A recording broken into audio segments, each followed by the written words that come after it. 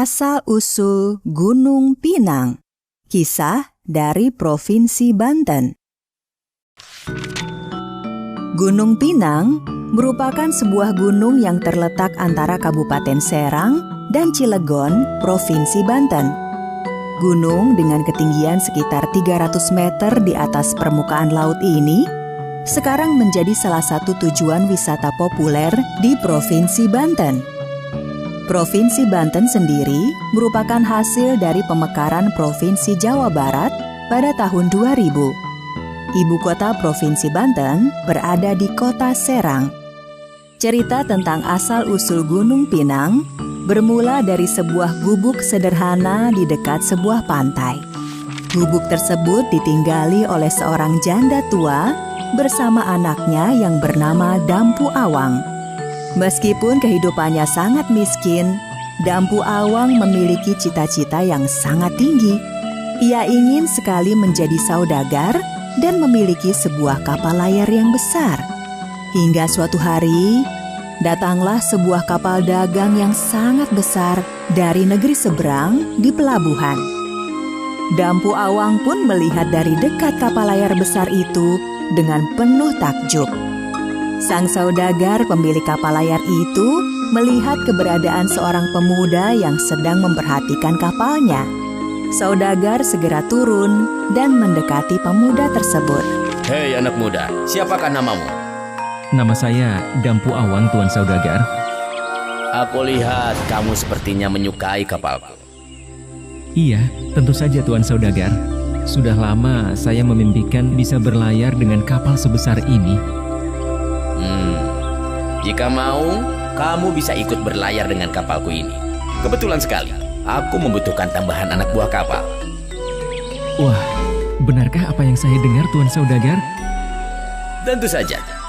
Tapi apakah kamu masih memiliki orang tua? Saya tinggal bersama ibu sekarang. Ayah sudah lama meninggal. Baik, sekarang pulanglah dan minta izinlah kepada ibumu. Kamu boleh berangkat jika ibumu merestui. Baik Tuan Saudagar, terima kasih tak terhingga saya haturkan. Saya akan segera menemui ibu. Ibu, di pelabuhan ada sebuah kapal layar besar yang merapat. Saudagar pemilik kapal itu membutuhkan tambahan anak buah kapal. Nak, apa kamu tega meninggalkan ibu yang sudah tua ini sendirian? Tapi Bu, ini adalah kesempatan untuk meraih cita-cita.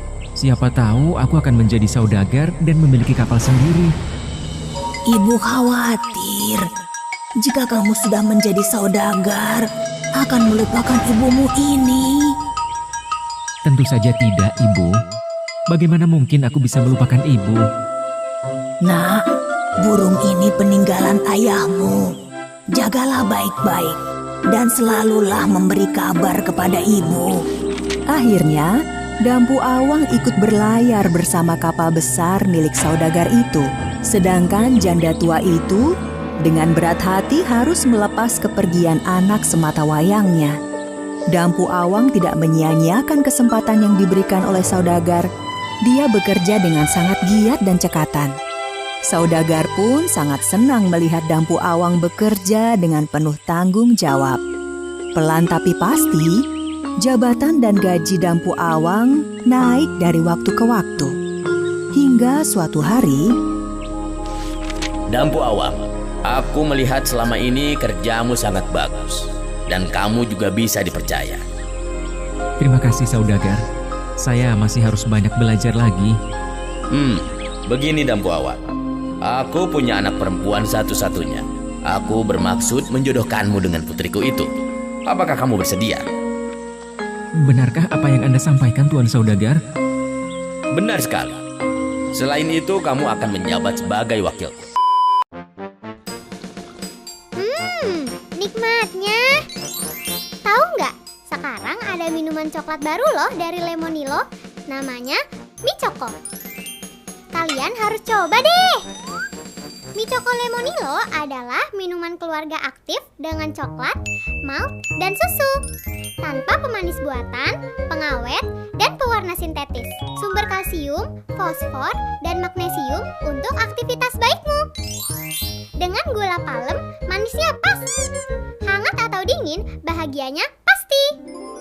Enak banget kan? Kita bisa meminumnya kapan saja dan di mana saja. Mie Choco Lemonilo cocok banget diminum saat sarapan, santai sore, ataupun saat sebelum tidur. Cobain minuman coklat kesukaan Diva yuk. Mie Choco, minuman keluarga aktif. Jangan lupa cobain produk sehat Lemonilo yang lainnya juga ya. Benar sekali. Selain itu, kamu akan menjabat sebagai wakilku. Pesta pernikahan Dampu Awang dan Putri Saudagar digelar sangat mewah. Dampu Awang sangat bahagia. Selain sebagai menantu, dia juga menjadi wakil saudagar. Tidak lama setelah pernikahan putrinya dengan Dampu Awang, saudagar itu meninggal dunia. Dampu Awang pun menggantikan posisi saudagar. Beberapa tahun kemudian, Dampu Awang yang sudah menjadi saudagar kaya raya bersama istrinya merapat di pelabuhan kampung halamannya sendiri. Dia bermaksud mengajak istrinya mengunjungi kampung halamannya. Kakanda, mengapa kita tidak segera turun? Bukankah ini kampung halaman Kakanda? Sabarlah sedikit Adinda, Kakanda sedang melihat-lihat. Sepertinya Dampu Awang menyembunyikan sesuatu kepada istrinya.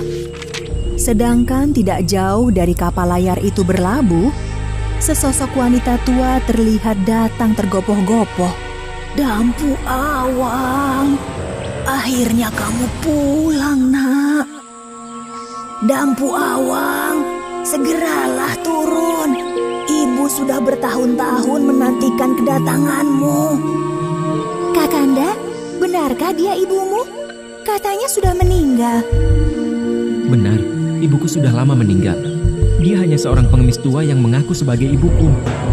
Hei perempuan tua, pergilah, aku bukan anakmu. Ibuku sudah lama meninggal. Bagai disambar petir, janda tua itu seketika terkejut dan menangis mendengar apa yang baru saja dikatakan oleh anaknya. Kekhawatirannya terbukti. Anaknya akan melupakannya setelah menjadi saudagar kaya raya. Dampu Awang, ini ibumu, Nak. Setiap hari ibu berada di pelabuhan ini menunggu kedatanganmu. Kakanda, sebaiknya kita turun dahulu. Jangan-jangan wanita tua itu benar ibumu.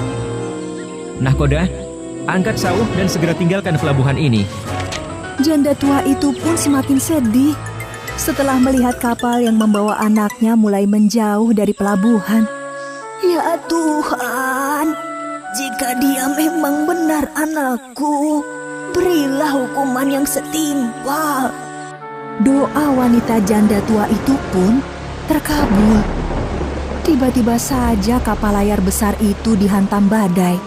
Petir menyambar kapal berkali-kali hingga tiang layarnya patah. Dampu Awang, akuilah kalau dia memang ibumu. Cepat, sebelum terlambat. Ah tidak, ibuku sudah lama meninggal. Ya, baiklah.